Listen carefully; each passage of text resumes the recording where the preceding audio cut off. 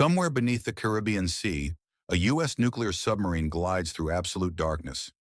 Its crew hasn't seen sunlight in 43 days. They're tracking something, or someone. 200 miles away in Caracas, Venezuelan military officials are delivering a press conference, boasting about their naval capabilities and territorial sovereignty. They have no idea that beneath their coastal waters, American submarines have been watching and waiting.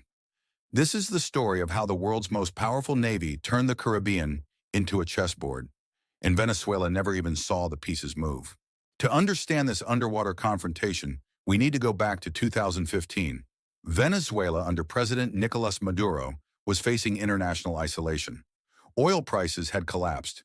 The economy was in freefall. But Maduro had inherited something from Hugo Chavez, a defiant foreign policy and a military equipped with billions in Soviet and Russian hardware. Among these assets were submarines, not just any submarines, Soviet-designed diesel-electric attack boats that Venezuela purchased from Germany and Italy. The crown jewels were two Type 209 submarines, the Sabalo and the Caribe. On paper, they were formidable, capable of laying mines, launching torpedoes, and operating silently in shallow coastal waters where nuclear submarines fear to tread. But paper specifications don't win wars, and in the Caribbean, Venezuela was about to learn that lesson the hard way. March 2015, the USS George Washington, a Nimitz-class nuclear aircraft carrier, enters the Caribbean as part of routine naval exercises. But there's nothing routine about $10 billion of floating American power appearing in what Venezuela considers its backyard. The George Washington doesn't travel alone.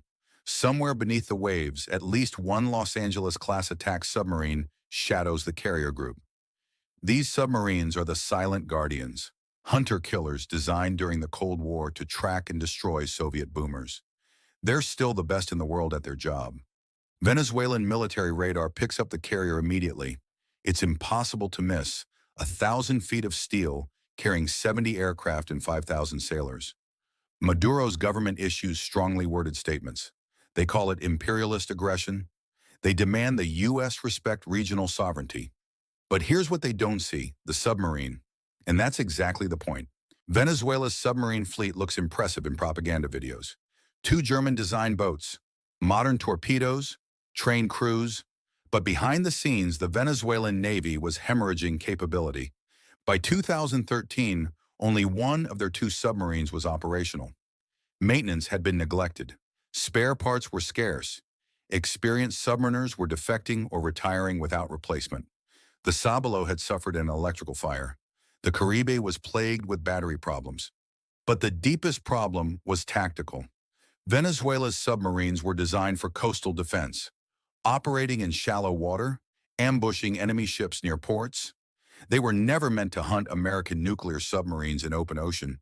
That would be like bringing a knife to a missile fight. Yet in 2015, Venezuelan Naval Command made a decision. They would deploy their operational submarine to track the American carrier group. They would demonstrate that Venezuela could still project power. They would show the world they were not afraid. It was a catastrophic miscalculation.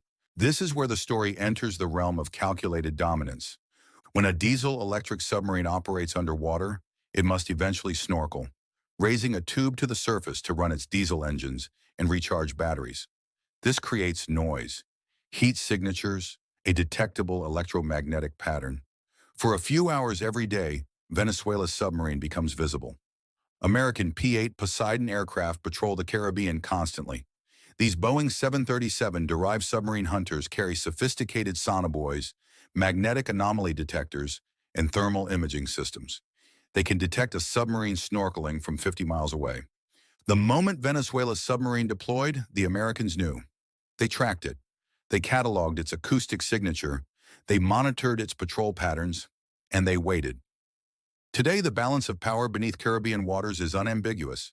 The United States operates the most sophisticated submarine fleet in human history.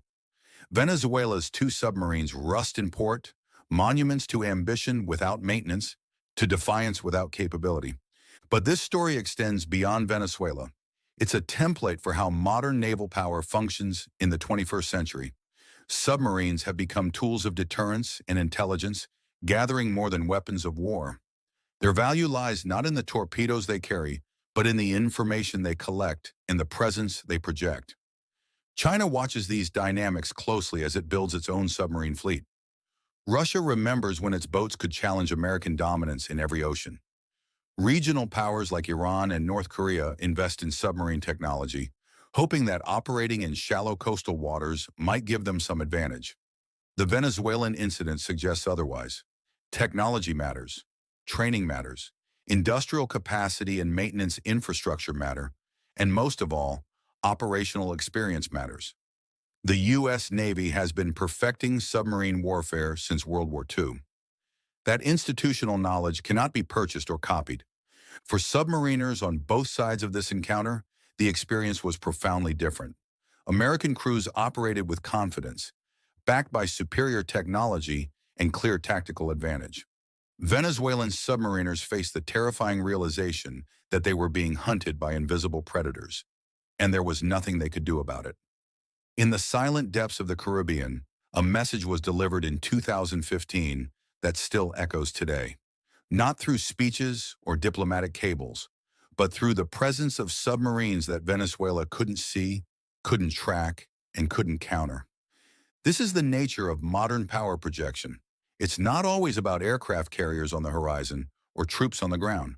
Sometimes it's about what lurks beneath the surface, invisible, patient, and overwhelmingly lethal.